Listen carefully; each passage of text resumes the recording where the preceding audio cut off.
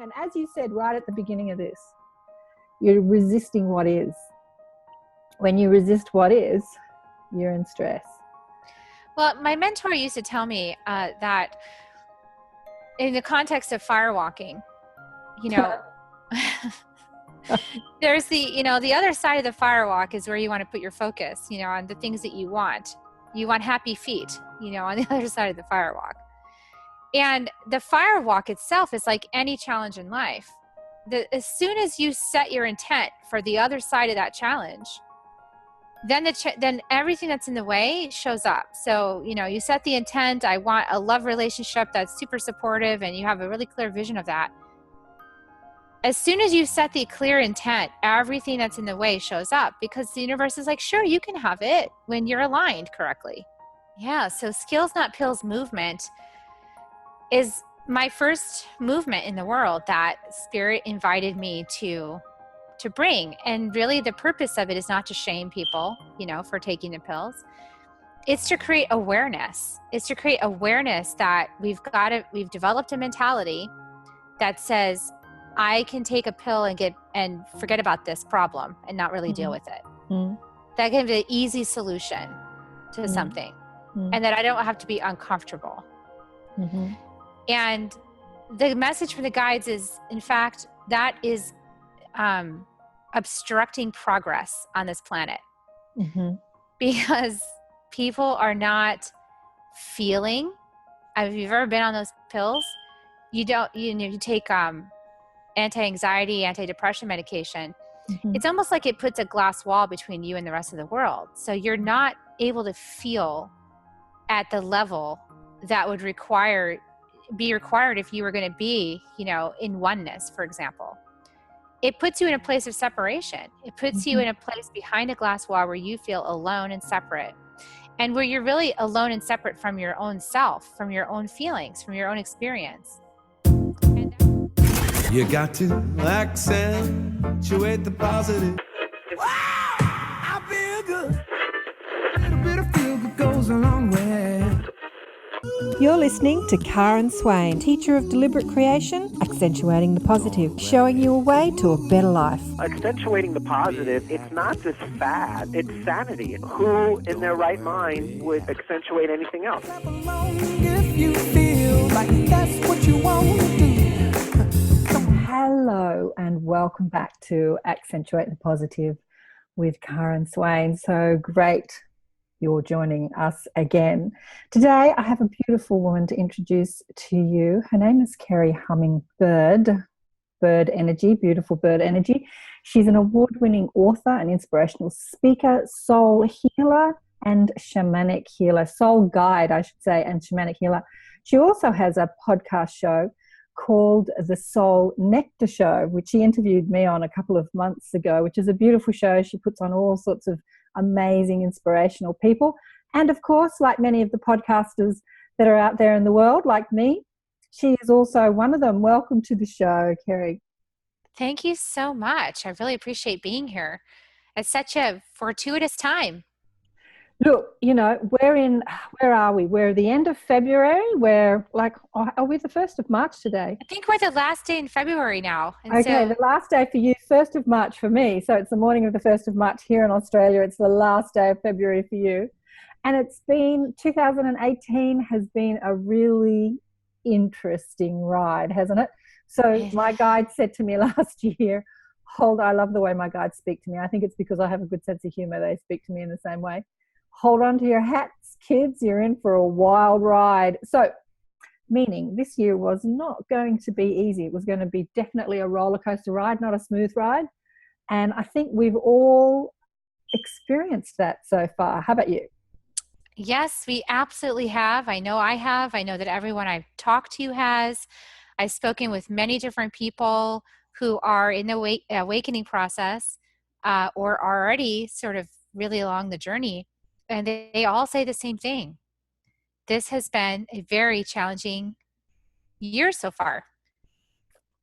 I mean, some people said, my internet says it's unstable, but some people said last year was challenging And that's when, lots of people were complaining about, oh, I'll be so pleased when this year's over. And that's when my guide said, you'll be pleased when this year's over. Hold on to your hats, kids, wait for next year. But so, it's only going to get more, because we're being asked, as you said, we've just had a conversation before I press a recording. What do we want to talk about? And you said?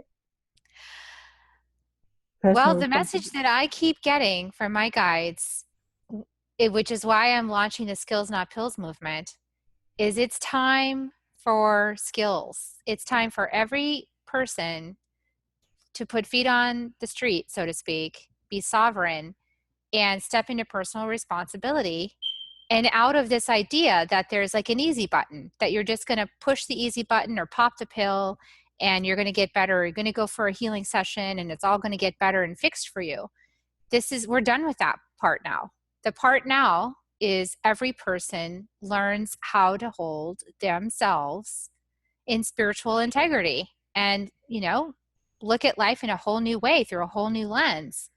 This is that time. And if you're attached to the way you've been living, then the cage is going to rattle. It's going to rattle, and it's going to be rattling pretty hard. It's going to try to dislodge you.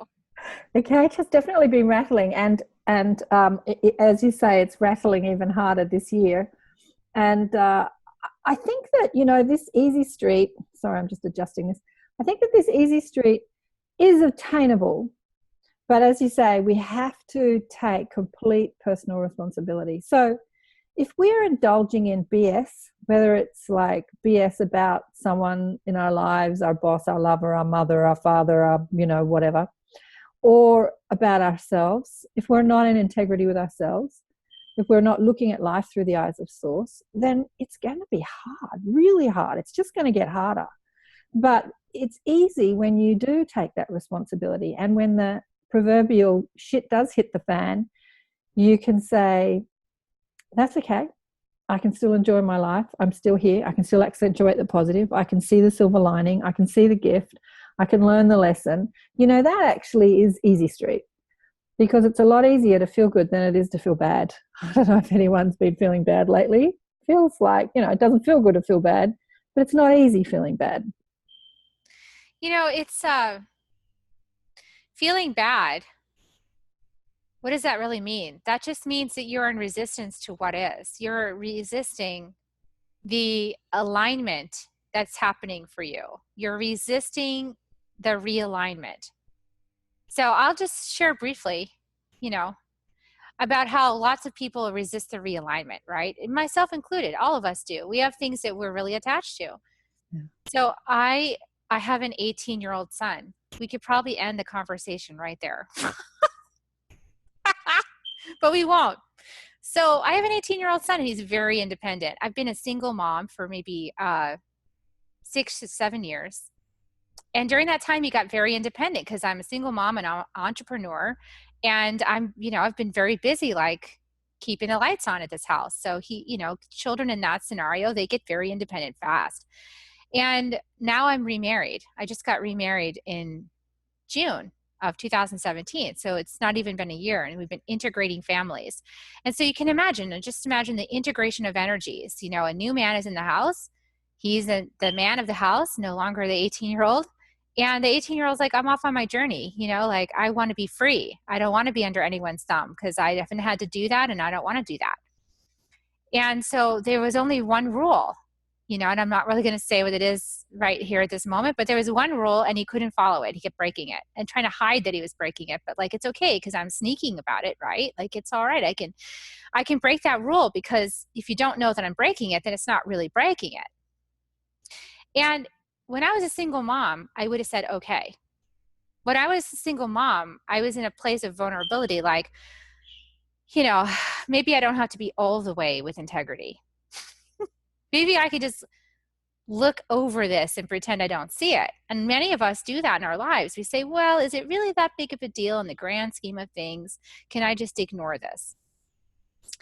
And in this moment, last week, standing in my place of the ascension process and feeling into what is right inside of me and what's right for him and what's right for me and what's right for the family, it occurred to me, you've outgrown this house. You're ready to really flex your muscles and spread your wings and make the decisions. And that's not compatible with this house. Because there's other beings that live here. You know, there's a we, there's an us happening here. And it was a very heart-centered way that we made that decision, that I made that decision, and he understood it at the time. But that's a hard thing to do. You know, that's a hard thing for a lot of people to do, is stand in that place of integrity and say, nope, that's the rule. You know, and to look long-term. For me, it's about sort of, I just learned this new skill from Ellen Tadd. Have you ever heard of Ellen Tadd? She wrote this great book about the wisdom of your chakras.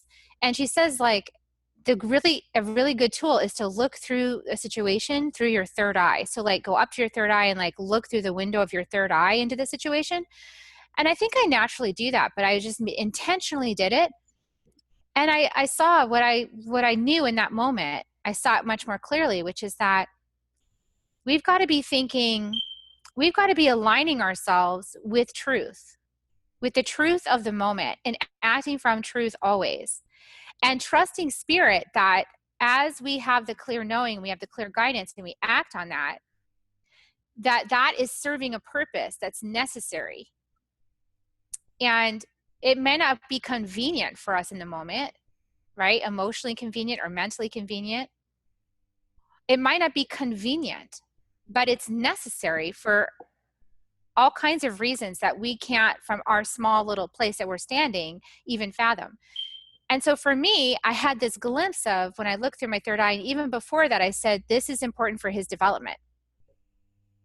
He needs to know that there's a boundary, and he needs to step into manhood. And because of who he is and how independent he is, he needs to do it in this way. Bam. Not how I want to do it at all. Yep. It's not easy, that transitioning. You know, a friend of mine, interviewed her on the show last year, is putting a book together called 1,000 Ripples. And she's putting it together specifically for children transitioning to adults, for that age where you might be 12, 13, 14, 15, 20, 21, 26, 32.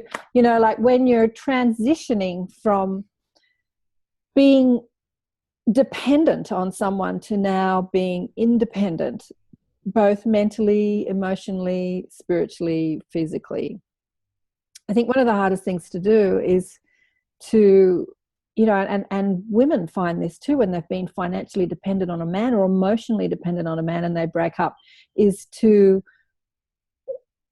find that independence, to find that strength within, that power within. Like, I don't need mum to feed me or pay the bills. I can do it for myself. And to find that confidence. Maybe you want to write for the book, because she's asking 1,000 authors, and I think she's got about 600 or 700 or 800. So she's looking for a few more, a couple of hundred more, to write, you know, and she has different categories. I wrote about mother-daughter because that's my experience. And I wrote about what I've been experiencing lately. Maybe you'd like to write about it too, because I think that children in that stage of life, it's such a confusing stage of life. You know, when I hear that your son is doing something, you told me what it was, he's just saying, I want my freedom. Exactly. He's and it doesn't saying, matter that he's got all the other freedom. He's saying, I want to do what I want to do when I want to do it. And that's the cry of the adolescence, you know, don't tell me what to do.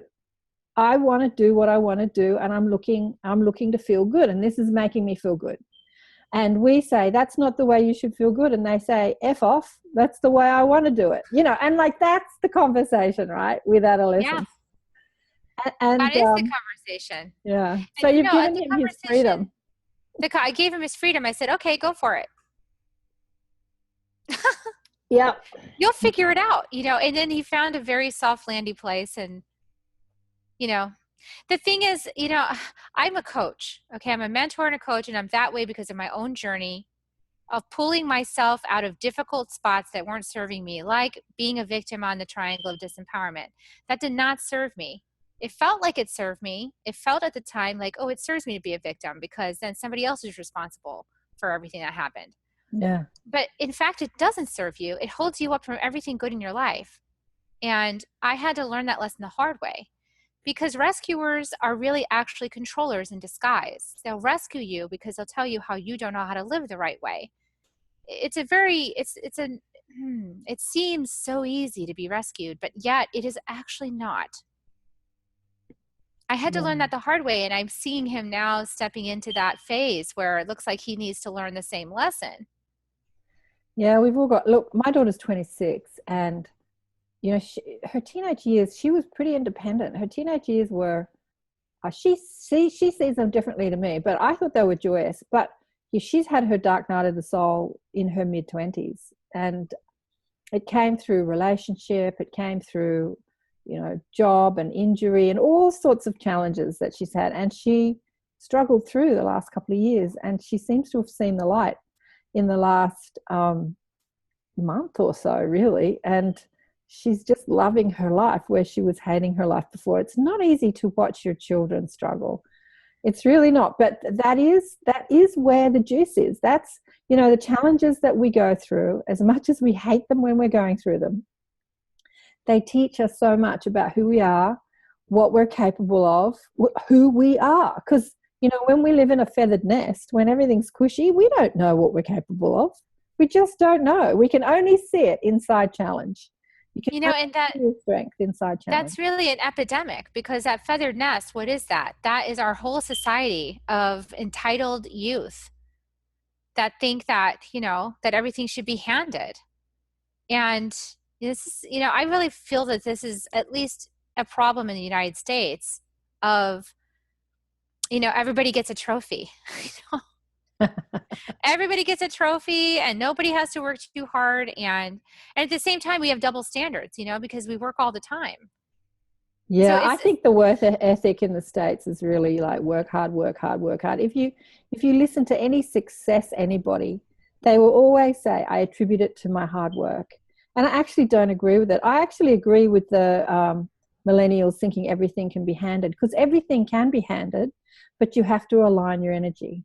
You know, it's not handed to you when you're like, I hate my this and I hate my that and this is pissing me off and that, you know, it's just, you know, it's not going to be handed to you. But when you align energy, everything's handed to you. Fifth dimensional energy is when you just align energy and things come to you. You don't even need to go out and get them anymore. You know, you see the gurus sitting on the couch and people kissing their feet and they're fed and money comes in and just everything happens. It just all comes to you. It's all handed to you, but they're in a vibration that allows that. And the lesson for any of us is that everything can be handed to you, literally handed to you, but you have to meet that vibration. And that's where the work is. You know, being bounced around by the challenges of life and going, I hate this and I hate this and this is wrong. And as you said right at the beginning of this, you're resisting what is. When you resist what is, you're in stress. Well, my mentor used to tell me that in the context of firewalking, you know, there's the, you know, the other side of the firewalk is where you want to put your focus, you know, on the things that you want. You want happy feet, you know, on the other side of the firewalk. And the firewalk itself is like any challenge in life. As soon as you set your intent for the other side of that challenge, then then everything that's in the way shows up. So, you know, you set the intent, I want a love relationship that's super supportive, and you have a really clear vision of that. As soon as you set the clear intent, everything that's in the way shows up, because the universe is like, sure, you can have it when you're aligned correctly. Absolutely. But so let's get into your story, because I've introduced you, but people really don't know who you are. They don't know who I am. Here we are having a rave, and we could rave like this all day. Oh man! But let's hear about what you went through to become Kerri Hummingbird, the soul sage, soul mentor, shamanic healer, radio podcast host of the Soul Nectar Show. Well, kind of like when you crawl through the mud, you get the right to say, this is how I crawled through the mud. Just that's the short version. You know, I had a lot of challenges. They started right up early, they started when I came right out of, popped out, boom, challenges, 0 to 5, lots of challenges. My natural stepfather was already sexually molesting me at 1. Moved in with my first stepfather right after that, because he was the solution to get away from the natural father, and he was a violent drunk. So I witnessed many nights hiding in my room with my mother with the door locked and the dresser pushed against it, and terrified, and witnessed her practically being thrown from a 3rd-story balcony. Scary stuff for someone that's so little. And the thing is that, we know now from psychology that everything that you experience from 0 to 5 is how your brain now thinks the world is. So your brain can really try to recreate all those scenarios for you. So regardless of the fact that from 5 years old on, I had an excellent father. Like, my mother remarried. I actually found him first. He was hanging out on the steps of our apartment complex. That's so cute. A little 5-year-old goes and like, hello. He's like, you looked like you were a ghost child. Like, you were terrified. You were just looking at me like, here's another one of these grown-ups. Like, this person can't be trusted. Wow. But he saw me at a party later on with my mom, and he's like, oh. And then he had this connection. My dad was a really old soul. He really knew. He knew in his being, when he knew things, he knew them. Yeah. And he taught me a lot. So a lot of what I am, a lot of this stuff that I like to do now, the talking in the Soul Nectar show and all of these kind of conversations, is really a lot inspired because of my dad. Nice. Love having those conversations. So he guided me through my life. And if it had only just been for my dad, I'd really have no excuse for all the havoc that I wreaked in my life around about 38. I'd have no excuse for that. But luckily for me, I can claim innocence. I destroyed my life. I burned down the forest of my life, just like Kali. Like, Kali came along. Things weren't working. I was working on myself consistently my whole life, going to psychotherapy. That's what they told you to do. Let's just explain who Kali is for people who are like, who's Kali? So Kali is a Hindu god who's the goddess of destruction. So that's who Kali is. Goddess of destruction and renewal. I want to say that too. And renewal. So yeah, you burned down the forest of your life. I love that. Just like burned down the forest of my life. And, it really was because I had spent most of my life in psychotherapy trying to figure out what was wrong with me, because that was a solution, right? Like, go to psychotherapy. You're too emotional. You're too sensitive. You take everything personally. There's something wrong with you. Yeah. So go to psychotherapy and fix it so that we can stand to be around you, aside your family. Yeah. And so I did. I was like, oh, it must be my fault. It's always seemed like it was my fault since I showed up. So I did that. It didn't work. And it got worse and worse and worse. And then the diagnoses started, and then the pills started. Right. And right about the time I had kids, I had postpartum depression. I saw like a gaping hole in the floor in the shower. I thought I was going to fall into the pit of hell. Like, I saw this vision. Right. And I thought, well, I need to get some help. This is not a way to raise a kid. So I ended up getting medication at that point and going into even more intensive psychotherapy. The upshot of it is, like, none of that really served me beyond learning how to navigate thought tunnels. Like, I'm really good at navigating thought tunnels now. So I know how to get all around in them. Explain to people that are listening what a thought tunnel is. Like, what's a thought tunnel? Thought tunnels are the thoughts that start and hook your attention, and then they bring you, and you can start to notice your energy going down inside that tunnel. And then pretty soon you're sort of in here looking down, and you're not even present with any of the world around you. You're just completely in here, trying to figure out the solution to the thoughts that won't match and won't align. They don't make sense, and there's no solution. And you're like looking for the way to fix it, to solve it, to figure it out. There is no solution. People get lost their whole lives down in there. Absolutely. Absolutely. And so I was doing that. I was losing my whole life trapped in thought tunnels. Right. So I eventually left psychotherapy. I left my marriage and I left psychotherapy, and I said, I'm not talking about it anymore. I was listening this morning to a video of yours, and you said, I spent 20 years in psychotherapy and realized that after 20 years, you cannot solve the solution of the mind at the level of the mind. Can't. Because the mind just wants to keep asking questions. The mind just wants to keep working things out. The mind is never satisfied. It's not never satisfied. It's like appetite. Appetite will never be satisfied. Its job is to eat. And the mind's job is to think, is to question, is to analyze. And this is what psychotherapy does. It just keeps analyzing and analyzing and analyzing. Nothing ever happens. It's just like a merry-go-round. It's exactly. So true. You have to reach the level of soul. You have to reach the level of soul to actually penetrate the mind. And I say to my clients, because I deal with this all the time with my clients, put the ego in the back seat. Don't resist it. Don't hate it. Just make the higher self drive the bus. The ego's the passenger, not the driver. Well, for a lot of people, it's easier said than done. And it's because we don't learn some key things. Like, don't believe what you think. That's a key one, If we just taught people, I would say, rather than don't believe what you think, question it. I would say, don't believe your negative thoughts. Like, don't believe your negative thoughts. But I would also say don't believe some of your positive thoughts, because they could be delusional. Like what? Well, like, everything's fine, and I have a totally heart-centered connection with my son, and he would never, ever lie to me. That's a delusion that serves me to think that I've done a great job parenting. But that's not the truth. The truth is he, in fact, would lie to me and deceive me. He did. I ignored it.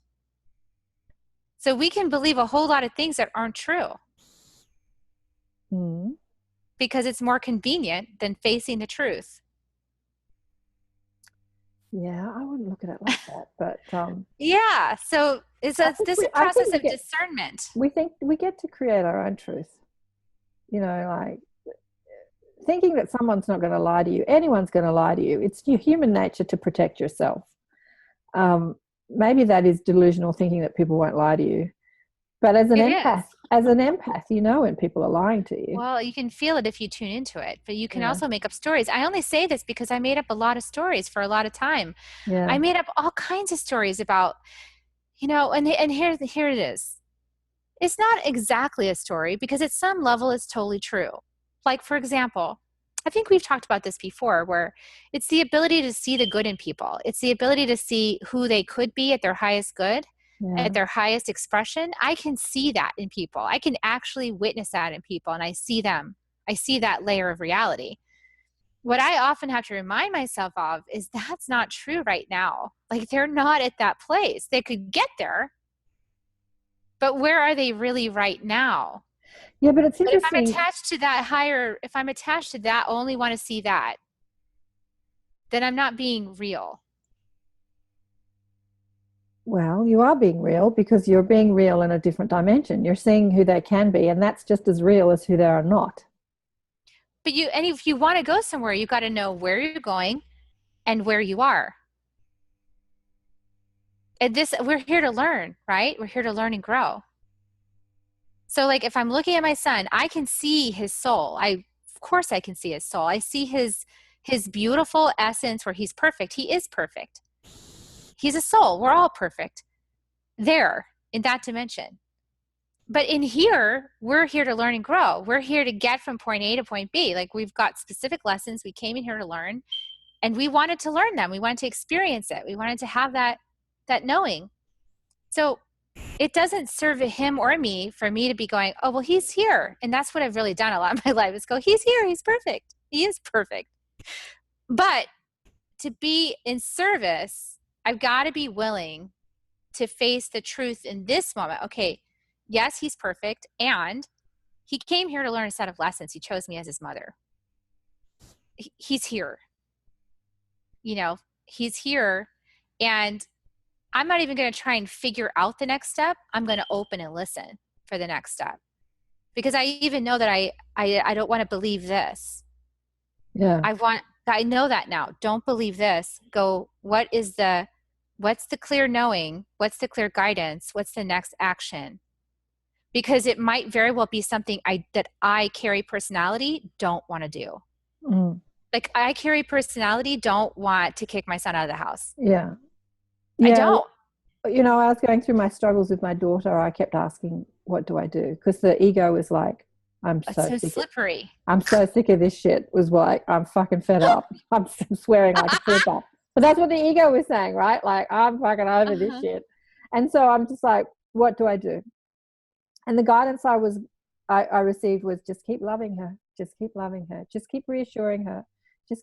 She is behaving badly because she's believing her stressful thoughts. She's believing she's a failure. She's believing she's not worthy. She's believing that she's, you know, when she was inside relationship, she found out what dependence felt like and she didn't like it, right? Because she was very independent before that. And then she felt dependent on someone for her love, for her security, and she hated that. So they just keep saying the reason she's treating you so badly is because she's believing her stressful thoughts. Your job in this is to remind her who she is, not who she is not. When you throw, you're being so bad, you know, you're lying to me, and like when you throw reality in their face, you just affirm what they're thinking. Like, I'm a failure, I'm useless, I'm bad. So it's not easy. You know, you want to defend yourself, you want to fight back. Yeah. And my guidance was just keep loving her. And so I'm on the phone saying, just remember, I love you, and you've always got a place if you need it. And it was like almost hurting me to say it because my ego was fighting and saying, that's not how you're feeling, because I was feeling angry and frustrated. But I listened to the guidance and she came through it. And so I didn't say anything too negative like I wanted to say. You know, those things that you say when you're angry, you so regret later on. And I'm really glad that I'm able to listen in the moment, you know, because I just looked at him and I, you know, in the middle of it, and I just said, wow, what is this about? Are you just trying to be defiant? And I'm feeling into that. And I'm like, no, he's not. It's not about that. He actually wants his freedom. And then I felt into like, what is it going on for me? And what's going on for me is I feel my responsibility to my little children that live in the house, that I'm now their step parent and I'm holding a space for them to grow. I feel that is my duty. And now this is like, these two are at cross purposes. They're not compatible anymore. And the fact of the matter is he's spending all of his time over at his girlfriend's house anyway. So it's not like this is a huge deal, you know, except for it is a huge deal. So what was interesting was the conversation that unfolded was like, wow, I feel, what is this really? I feel that this is like, you're really ready to be free. Is that true? And he said, I think it is true. I think I am ready to be free. I said, well, then maybe it's time for you to move out, because I don't think you want to be constricted by this rule. Or you demonstrated you don't want to be constricted by this rule. He said, yeah, I really don't agree with that rule. I said, okay. Well, I think you're free to be you, but not here. You're really free to be who you are, but just not here, because it's not compatible with this household. And I was really glad, because that conversation didn't look anything like the conversation would have looked like with my mom. You know, that would never have been like that. It would have been some huge drama, terrible thing. Yeah. Now, at the same time, like, there's still human stuff, right? So that part was very clear to me. That was like I really felt in my, what I would call my spirit mode, my soul mode, where I was really listening and I was tapped into that channel. Yeah. And I really knew in that moment what his soul needed, and what my soul needed to do for him was to push him out of the nest. Yeah, the mother bird pushing the baby birds out of the nest. And the last thing I wanted to do as me, Kerri personality, was do that, because I've been very addicted to my son. Like, he's my firstborn. He and I went through so much when I left my marriage. Like, we're just like, I did the mistake of becoming my son's buddy, you know, like I really love my son. So, you know, I really am aware of all that stuff. And so Kerri personality really didn't want to do that because I like my friend, you know, and I knew it was going to put a kink in our friendship if I had to like do that to him. But Kerri's soul and Kerri mother knows that that's what he needs.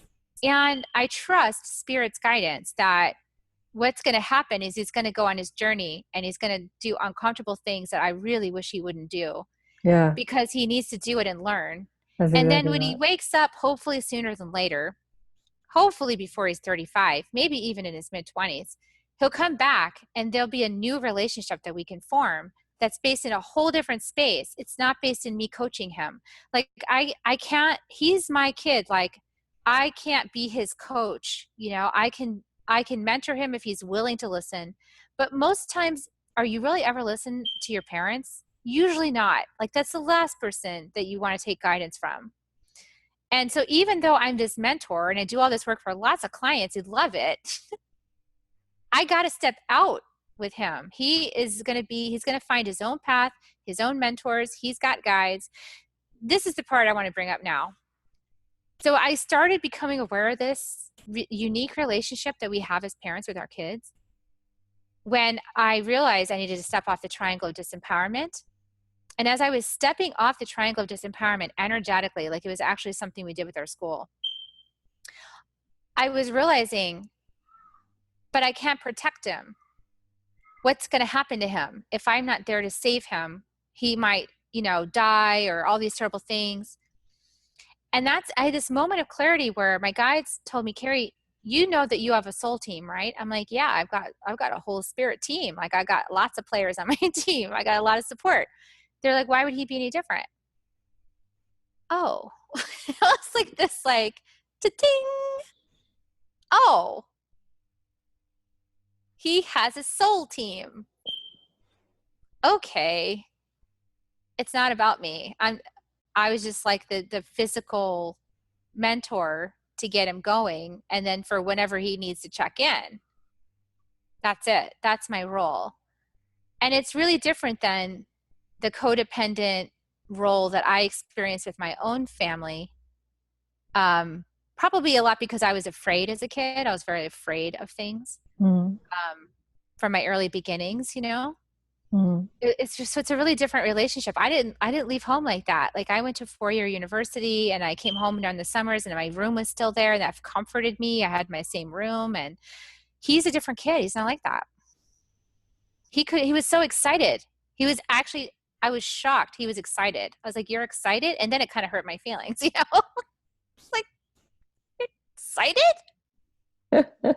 Okay. Darling, well, navigating the ego and the higher self is such a fun ride, isn't it? The ego does like to shout, but like I say to my clients, just feed it cookies and just pat it on the head and say, there. It's like a screaming child, you know, it just wants to shout at you.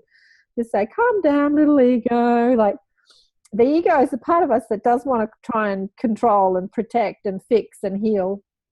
Because as you say, you know, they've got a team, a spiritual team as close to them as breathing, as Francis Ray would say, that is guiding them as well.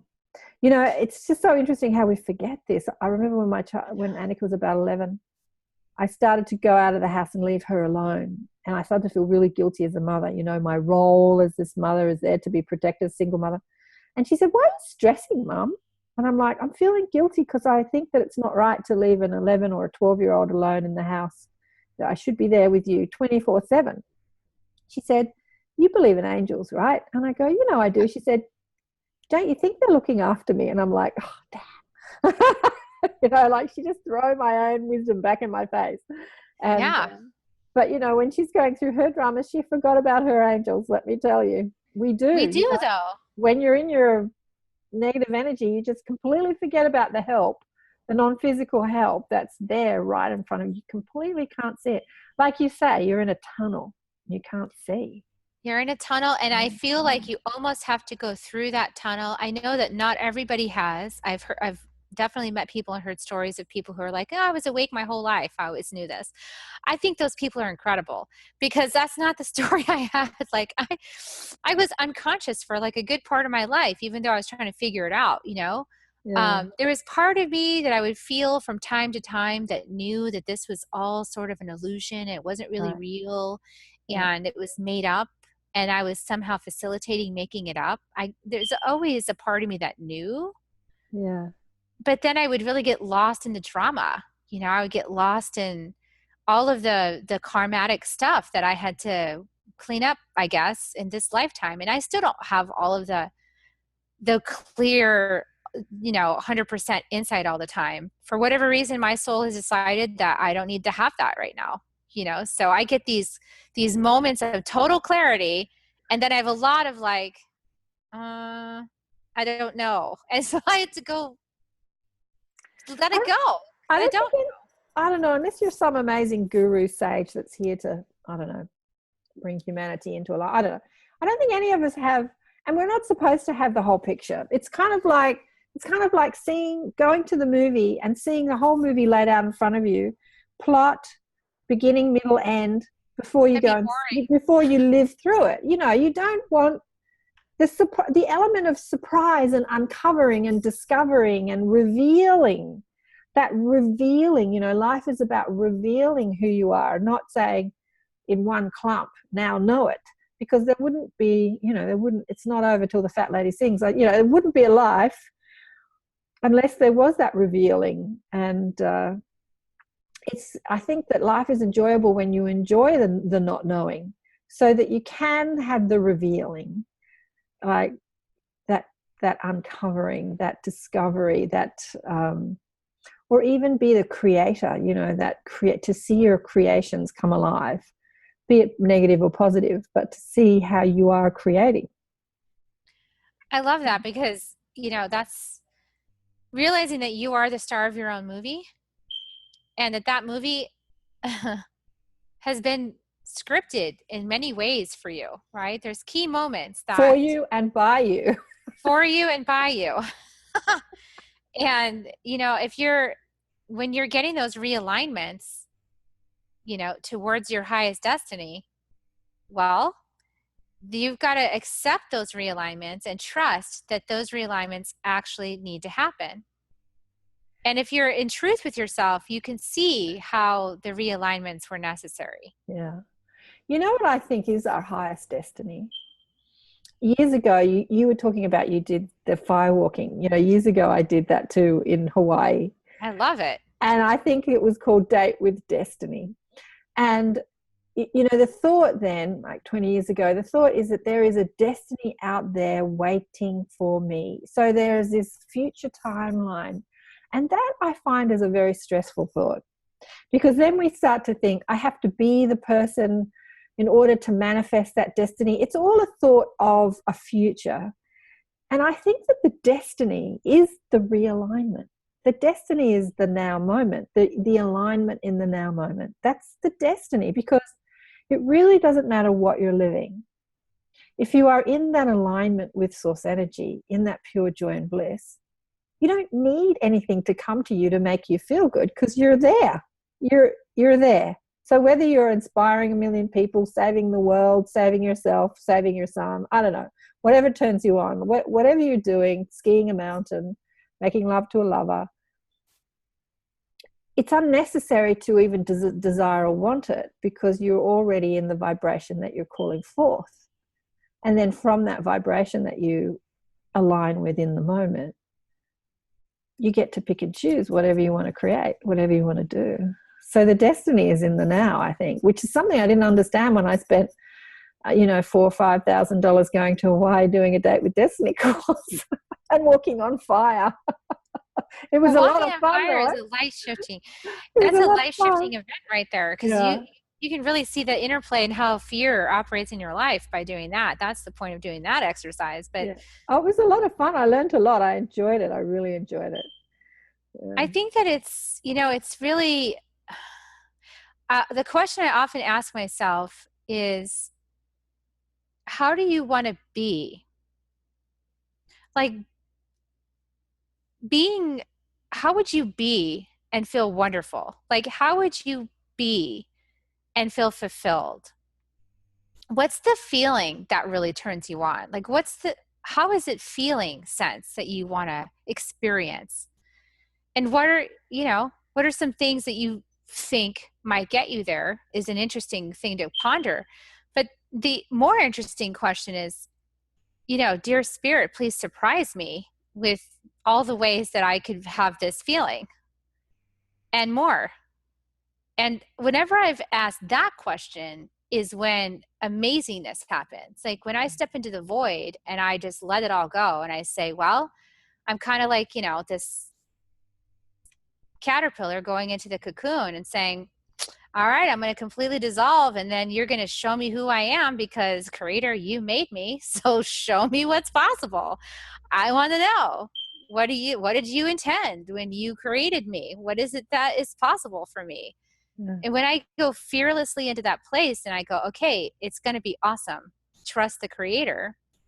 When I do that, it usually is pretty dang amazing, like beyond what I could have imagined myself. Mm.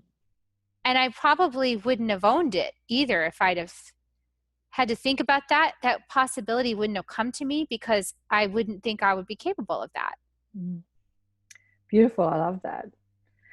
So what you are doing with your life is that having come through the fire, the phoenix from the ashes. And so much phoenix and ash. and being someone that was in therapy for 20 years and then resorted to the pills to make you feel good, you created a program called Skills Not Pills. Now let's talk about that. Yeah, so Skills Not Pills movement is my first movement in the world that Spirit invited me to bring. And really the purpose of it is not to shame people, for taking the pills. It's to create awareness. It's to create awareness that we've developed a mentality that says, I can take a pill and forget about this problem and not really deal with it. Mm-hmm. That can be an easy solution to something. Mm-hmm. And that I don't have to be uncomfortable. Mm-hmm.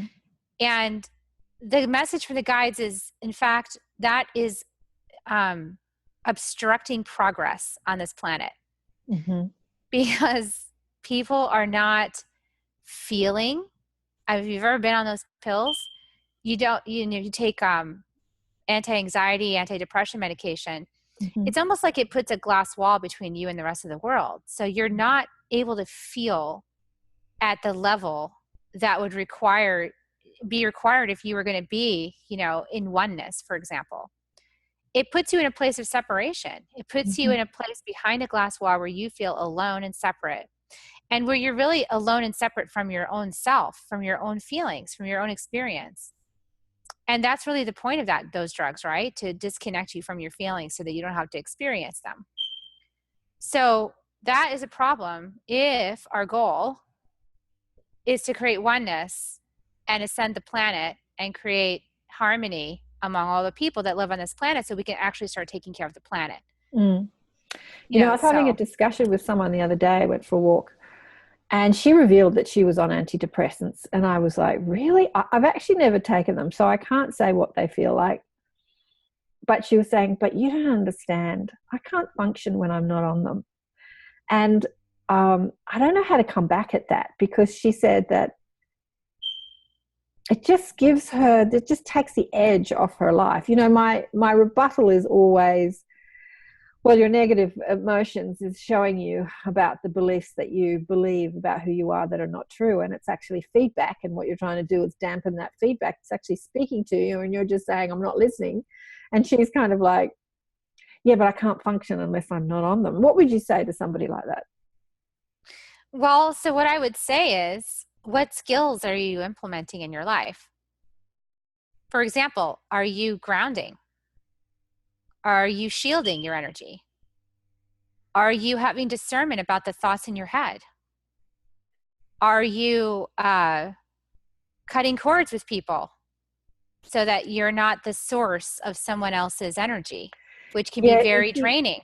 This is somebody that is not involved in that sort of conversation. She's, that's That's where we're at, though. She works for the Catholic Church. She's staunchly religious, and she's one of my neighbors. And she is not involved in a new age kind of conversation because she gets a lot of it from me, and she listens patiently, but I can feel her resistance because she has her dogma and her belief that it's like it's her Bible, it's her Bible, it's her blessed. That's where she is. It's so interesting that these very religious people that are so attached to their religion and their dogma, and yet it doesn't help them navigate their life. It really doesn't, and it often disconnects them from the thing that could actually make it all better. So, for example, the planet. The planet is a source bigger than you. And trees are connected to the planet. And a lot of people don't spend any time around trees. When a simple exercise to try for a week to see if it makes any difference. I always encourage people, just run an experiment. Don't believe me. Don't believe anything I say. Go run an experiment. Be a scientist. And every day for 15 minutes, go stand barefoot on the earth and just imagine you're sinking a root way down into the earth. Or sit with your back against a tree and close your eyes and breathe. For 15, 20 minutes. Once a day. And just notice, when you get done with that, do you feel calmer? Yeah. Do you feel less anxious? Cheaper than antidepressants. And then go look up some research, because science is actually demonstrating that if you spend 15 minutes on the earth, your mood will change dramatically. This isn't a matter of woo-woo. This isn't a matter of your religion or my belief or your belief. This is science. If you spend 15 minutes a day on the earth, connecting with the earth, your mood is going to improve because your magnetic resonance is going to get back into harmony with the resonance of the earth. Yeah. And when you're back in resonance with the earth, you don't feel alone. It's funny. And, if you're not alone, your survival instincts don't get triggered. Yeah. She is a gardener, and we were saying the other day that that's her therapy, being in the garden. There you go. Okay. So how can people get involved in your Skills Not Pills movement? Well, so they can visit skillsnotpillsmovement.com. Right. Which is going to be live any day now. And they can go to the Facebook group and a Facebook page and like it there. And they will learn about my skills I'm teaching, as well as part of that, which is butterfly medicine. Medicine. Yeah. I'm teaching butterfly medicine, teaching how to, fearlessly go into the cocoon and peel away all the things that don't serve you, dissolve, and evolve. Beautiful. It's fun stuff. Fun stuff. Any last wisdom you'd like to leave with people before we wrap it up? Well, I would just say that it's good to cultivate a practice, a spiritual practice of your own, so that you can start tapping into your own guidance from your higher self and your guides, whether they're angels or Jesus or whoever, that you can actually get your own guidance and go direct, so that you don't need to rely on someone else for that. Because it's a foggy mirror. It can be a really foggy mirror trying to have somebody else interpret for you. And you're a very wise and clear channel. You've done this for a long time, but not everybody is. So, well, interestingly enough, gotta be careful. Interestingly enough, the guidance I give people is exactly what you're saying.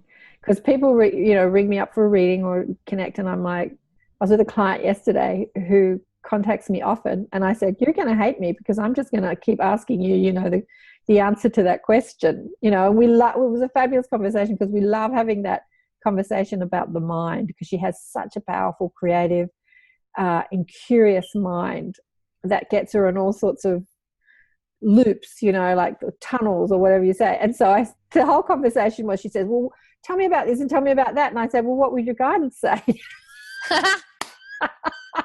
Well, we want the pill. We want the quick, and believe me, folks, I want it too. I'm in the same place. I find myself in that place where I'm like, can you just give me the answers? Yeah. But you know, if we can just switch ourselves into the idea of we're solving our own puzzle, and our puzzle is not like anyone else's puzzle. It's a unique puzzle. There are no two puzzles alike. Some people will have a piece of their puzzle that resonates with us, and if we plug it in, it's like, oh, great, thank you. You gave me a piece of my puzzle. Yeah. But you've got to, you know, this is where it takes skills. That this can be a fun journey if you can allow it to be a puzzle and a game and be curious. It can end up being a fun thing. Even in the difficult parts, it can be a fun experience. So, and that's what we're here to do, right? We're here to encourage that. We're here to remind people, because like when you're in the challenge, you forget about the fun, right? You just forget about the fun. You know, like, I posted. It's so odd. I was somebody connected with me on Facebook this morning, and I looked at her page, and she posted.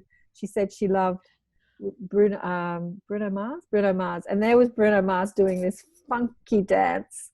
And it's just like, just remember life is a dance. Like, it was so cool. Just to, even in the challenging times, remember to keep dancing. Oh, and we better keep dancing in 2018, because I'll tell you, she's already shown us who she is. You better get jiggy with it. Yeah, get jiggy with it. Get jiggy with it. Get jiggy with the broken plumbing. Get jiggy with the... Your son moving out, your mom, your dad died. I mean, like, just get jiggy with it, because get jiggy with it. Here it comes, baby. Like, it's not going to stop. This freight train is going. It's moving. No stopping this freight train. Absolutely. No stopping the ascension. Oh, darling one, thank you so much for being on the show. It's been a delight. It's been beautiful, and I know lots of people will get a lot from your beautiful wisdom. Thank you, Karen. Appreciate it. And so KerriHummingbird.com is your website. I'll have it underneath too. And Skills Not Pills. It's not Skills Not Pills Collective. It's Skills Not Pills Movement. Beautiful. Thanks a lot, honey. Thank you. Bye for now. Bye. Thanks for joining me for another show, Accentuating the Positive with Karen Swain. Isn't Kerri gorgeous? Just gorgeous.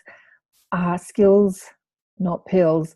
You know, this is not a passive show, Accentuate the Positive. I really want to hear your guidance. So maybe under the YouTube, you can pop in some of your skills instead of pills for everybody to see. We're all teaching each other. We're all reminding each other back home, the way back home. The way back home is the way back to the love that we feel, the love in your heart, the bliss, the feeling good again, the feeling positive, the high vibration. That's what we're all doing here. We're all reminding each other back home. So what are some of your skills that put you back on track? Put them underneath in the comments section. I'd love to hear from you, because, you know, everyone's looking for a skill. How do I feel better? How do I get what I want? The questions. How do I raise my vibration? How do I be part of the shift? How do I be part of this ascension? So it would be great to hear from you. Next month, or this month, because it's March already, in the Inner Sanctum, in a couple of weeks, we have the wonderful Swami, the Orange Cowboy, who I've had on the show, who will be presenting in the webinar series. So we have a monthly webinar series, which I call the Inner Sanctum. It's for members only, for people who want to speak to my guides and help me connect them to their guides. And also I invite a guest teacher every month to come and share their wisdom to my little tribe. So people get to meet them and ask them questions, and we have a beautiful conversation. And I have to say, the Inner Sanctum this year has been just invaluable, because a lot of people have expressed a lot of challenges this year, and armed with deliberate creation, armed knowing that they can feel good no matter what the diagnosis is from the doctor, no matter if the money goes away, no matter if the job goes away, no matter if anything happens, they're armed with their powers of being deliberate about how they feel and how they perceive their life. And I'm so proud of some of my little tribe who are doing just so amazingly in being powerful, genius, deliberate creators, because it's been a challenging year. It's challenging me. It's challenging everybody, in that we're being asked to really step up and know our powers of deliberate creation, our powers to choose thought. The power to choose thought, I think it was Napoleon Hill said, is a spiritual power, more powerful than superstition, more powerful than dogma, more powerful than conditioned beliefs. The power to choose a thought, the power to change a mind, the power to think differently is where it's at. It's God's power here on earth. That's who we are. We are God's incarnate. We are an extension of source energy, having a physical life experience. And that power of the creator is to create a different vibration. We're creating different ideas. We are the creator. We can create how we think and feel. That's the power of you, and that's the power of me. And we all need to remind each other of that power, because you know what? Sometimes we forget. So come and have a session with me if you need reminding. I call my sessions reminders from home, and it's your guides talking to you. It's my guides talking to you. They really talk to both of us, because just like you, I'm a human having I'm a soul having a human experience. And so my sessions are for you and for me, as just like the shows. They're for you and for me, reminding us all the way back home. Thanks again for watching, and love you all. Lots of blessings. Mwah! Bye for now. We are the love, we are the love we give. Thanks so much for joining us for another enlightened conversation on Accentuate the Positive. If you would like spiritual guidance from my guides, Blissful Beings, go to KarenSwain.com for a reading, or to listen to more enlightened thought leaders share their wisdom. Go to the listen page on KarenSwain.com and choose who you want to listen to. All the podcasts are also available on iTunes. Remember to check us out on Facebook, Twitter, Instagram, Pinterest, you name it, we're there. Until next time, bye for now. If you feel like that's what you want to